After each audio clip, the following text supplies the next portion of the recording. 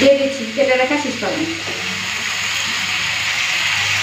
আমি পুরো সাদা সিম্পলভাবে বানালাম, কোনো মশলাপাতি কিছুই দিলাম না। এইভাবেই খেতে ভালো লাগবে, বেশি দেবো না। মাছের তেলের বড়া ভাজা হয়ে যাবে। তো বন্ধুরা রান্নাবান্না শেষ হলো, নিয়ে নিয়েছি থালা বাটি হাতা। চলুন আজকে কী কী রান্না করেছি একবার দেখিয়ে দিই। তো বন্ধুরা চলে এলাম রান্নাবান্না করার জন্য। আর আজকে বাজার থেকে নিয়ে এসেছে রুই মাছ। সেই রুই মাছের টক রান্না করবো, তার সাথে এনেছে কাতলা মাছের তেলের বড়া করব, আর সাথে করব শীষ পালংয়ের চচ্চড়ি। এই যে শীষ পালং নিয়ে এসেছে, তার সাথে কুমড়ো, বেগুন আর নিয়েছি শিম, আলু দিয়ে চচ্চড়ি করে দেবো। আর বড়িটা নেই, বড়ি দিলে ভালো হতো। যাই হোক এইভাবেই রান্নাটা করে নিই। চলুন প্রথমে মাছটা একটু নুন হলুদটা মেখে নিয়ে, দেখুন রুই মাছগুলো নিয়ে এসেছে। আর এই যে কাতলা মাছের তেলটা, এই তেলটাকে কেটে কুটে রেখেছি বড়া করবো বলে। চলুন মাছের মধ্যে আগে নুন হলুদটা মেখে নিই, তারপরে সবজিগুলো কেটে নেব।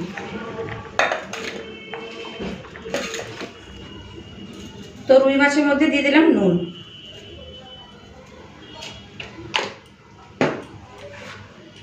হলুদের গুঁড়ো,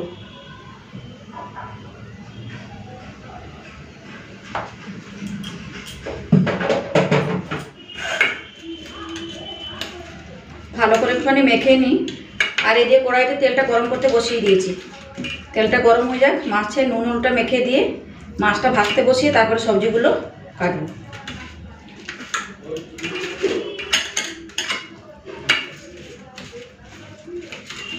রুই মাছের লেজটা দেখুন কত বড়। তেলটা ভালো করে গরম হয়ে গেছে, মাছগুলো ভেজে নেব।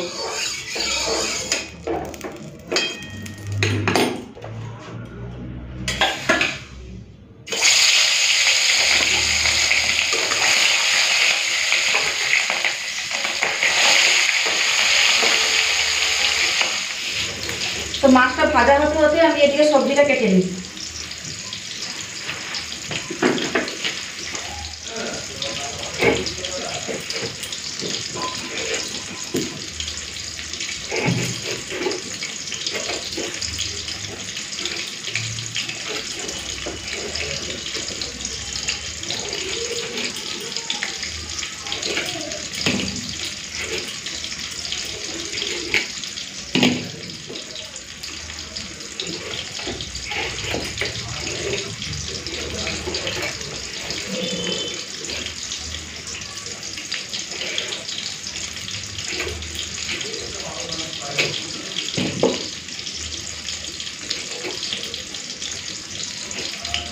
কুমড়োটা খুব ভালো, এই দেখুন আর দেবো না, সব কিছু অল্প অল্প দিয়ে রান্নাটা করবো।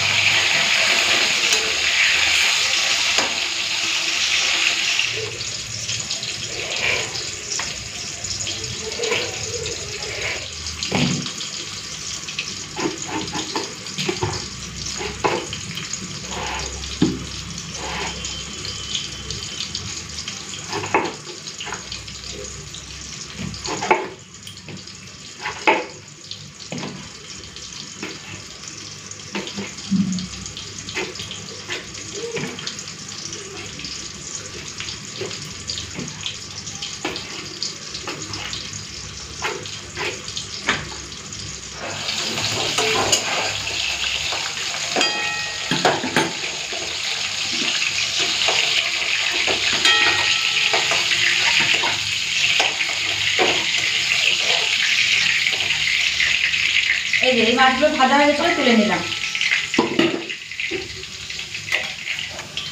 এখন ভেজে নেব রুই মাছের লেজ।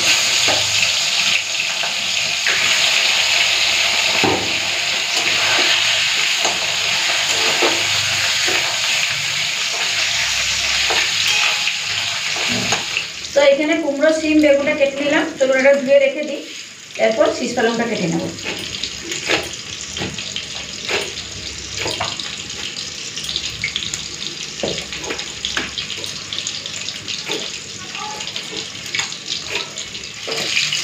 তো রুই মাছের পেটি আর লেজটা ভাজা হয়ে গেছে, তুলে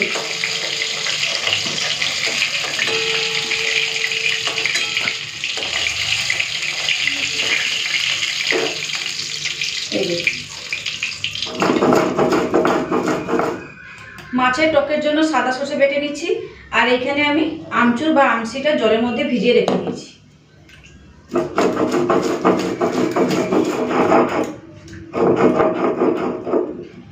তো সর্ষেটা পুরো প্লেন করে বেটে নিয়েছি আর এই বাটির মধ্যে রেখে দিই। আগে টক রান্নাটা করে নিই, তারপরে শীষ পালঙ্গের তরকারিটা করে নিই।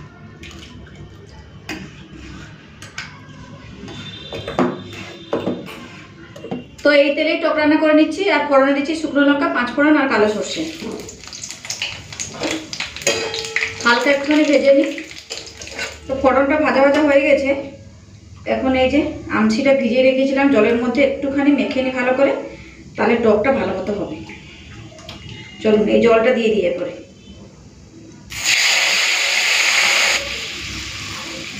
তো জল তো দিয়ে দিয়েছি, পরিমাণ মতো দিয়ে দেবো হলুদের গুঁড়ো, নুনটা একটু বেশিই লাগবে, টক তো। তো একটুখানি ফুটে উঠুক, তারপরে ভেজে রাখা রুই মাছটা দিয়ে দেবো। তো এইদিকে টকটা ফুটছে, আমি সেই ভাগে একটুখানি পেঁয়াজ আর রসুনটা ছাড়িয়ে নিই। কয়েকটা কাঁচা লঙ্কা ধুয়ে নিয়েছি, টকে দেবো আর এই কুমড়ো ঘন্টতে বা কুমড়োর তরকারিতে দেবো।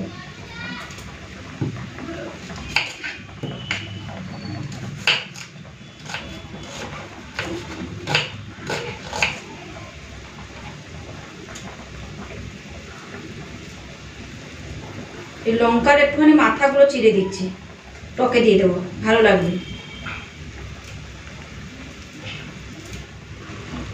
দুটো কোয়া রসুন আমি ছাড়িয়ে নিচ্ছি, থেঁতো করে টকের মধ্যে দেবো, ফ্লেভারটা ভালো আসে, তাই জন্য টকে একটুখানি থেঁতো করে দিয়ে দিলে আর খেতে ভালো লাগবে। টকের মধ্যে এরকম একটুখানি রসুন থেঁতো করে দিলে না মানে টেস্ট ভালো আসে। চলুন এই 3টে মতো কোয়া নিয়েছি, একটুখানি থেঁতো করে দিয়ে দিই।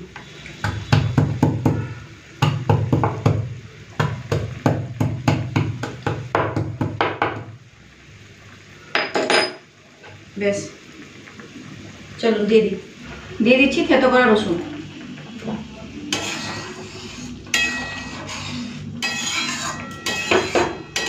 টকের ঝোলটা ফুটে উঠেছে, ভেজে রাখা মাছগুলো দিয়ে দেবো। রুই মাছের লেজ প্রথমে দিয়ে দিলাম।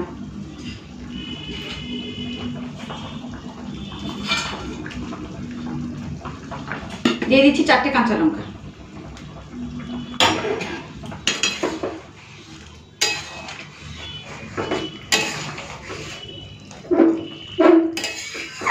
আর 2 থেকে 4 মিনিট ফুটিয়ে নিই, তারপরে নামিয়ে ফেলবো। এই যে রুই মাছের টক হয়ে গেছে, ঢেলে নিই।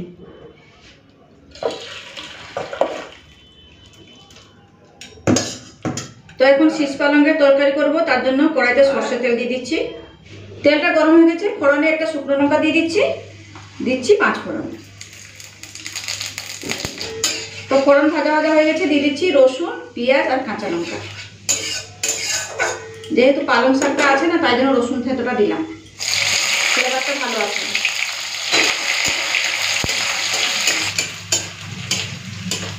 তো এই যে পেঁয়াজ রসুনটা ভাজা ভাজা হয়ে গেছে, এখন দিয়ে দেবো কেটে রাখা সবজি।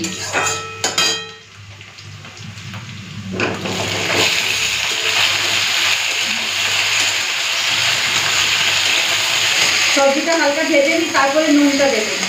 বেগুন আছে তো, এখন থেকে নুন দিয়ে দিলে বেগুনটা নরম হয়ে যাবে। হালকা একটুখানি ভেজে নিই, তারপরে দিয়ে দেবো। এই যে সবজিগুলো ভেজে নিয়েছি, এরপর নুন আর হলুদটা দিয়ে দেবো।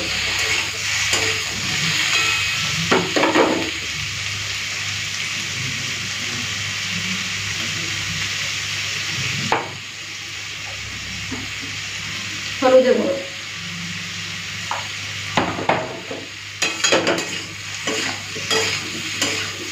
একটুখানি মিশিয়ে নিই, তারপরে শাকটা দিয়ে দেবো। দিয়ে দিচ্ছি কেটে রাখা শীষ পালং।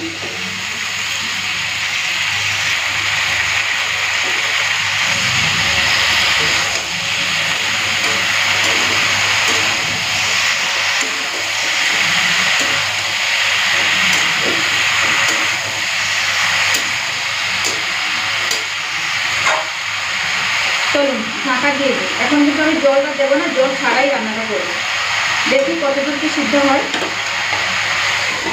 তো এদিকে আমি মাছের তেলে দেওয়ার জন্য পেঁয়াজ, কাঁচা লঙ্কা আর রসুনটা ছোট ছোট করে কেটে নিচ্ছি। তো বন্ধুরা শীষ পালঙ্গের তরকারি পুরোপুরি রেডি। এই যে দেখুন, এইরকমই রাখবো। আর সবজিগুলো সব সেদ্ধ হয়ে গেছে, আলু ভালো মতো সেদ্ধ হয়ে গেছে। চলুন নামিয়ে ফেলি। পুরো রেডি, খুব সুন্দর হয়েছে। তো এই যে বন্ধুরা শীষ পালঙ্গের তরকারি পুরোপুরি রেডি। আমি পুরো সাদা সিম্পলভাবে বানালাম, কোনো মশলাপাতি কিছুই দিলাম না। এইভাবেই খেতে ভালো লাগবে। তো এই তরকারিটা তো রেডি হয়ে গেছে। এখন মাছের তেলের বড়া রেডি করব। চলুন, এটাকে তো মাখাতে হবে। প্রথমে পেঁয়াজ, কাঁচা লঙ্কা, রসুনটা দিয়ে দিই। এখন দিয়ে দেবো নুন,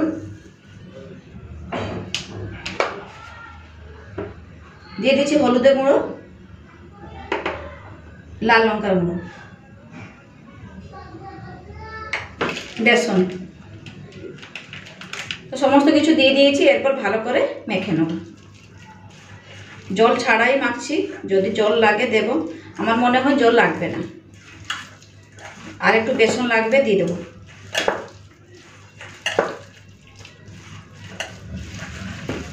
চলুন ভালো করে মেখে নিয়েছি, এরপর ভেজে নিই।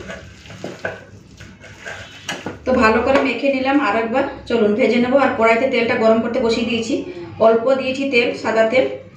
মাছের তেলের বড়া ভাজা হবে আজকে। চলুন বড়াগুলো দিয়ে দিই তেলের মধ্যে।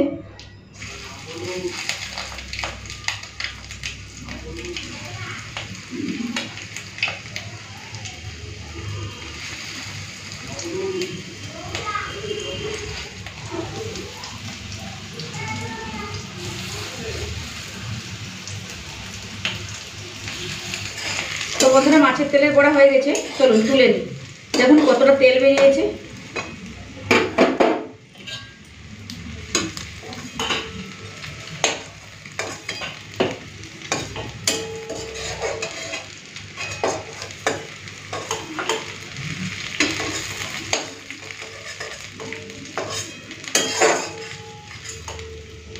এই যে মাছের তেলের বড়া। তো বন্ধুরা রান্নাবান্না শেষ হলো। নিয়ে নিয়েছি থালা, বাটি, হাতা। চলুন আজকে কী কী রান্না করেছি একবার দেখিয়ে দিই। এখানে আছে গরম গরম ভাত, একটা পেটি ভাজা আছে, মানে রুই মাছের পেটি আমার ছোটো ছেলের জন্য। আর এখানে করেছি কাতলা মাছের তেলের বড়া, পুরো মুচমুচে বড়া হয়েছে। ভাতের সাথে খেতে কিন্তু দুর্দান্ত লাগবে। আর এদিকে আছে শীষ পালঙ্গের তরকারি, কুমড়ো, শিম, বেগুন এইসব দিয়ে বানিয়েছি, কিন্তু বড়িটা দেওয়া হয়নি। বড়ি থাকলে ভালো হতো, বড়িটা ছিল না তাই দিতে পারলাম না। আর এখানে আছে রুই মাছের টক। আর রুই মাছের লেজটা খালি দেখুন, বিশাল বড় একটা রুই মাছের লেজ। চলুন ভাতটা বেড়ে নিই।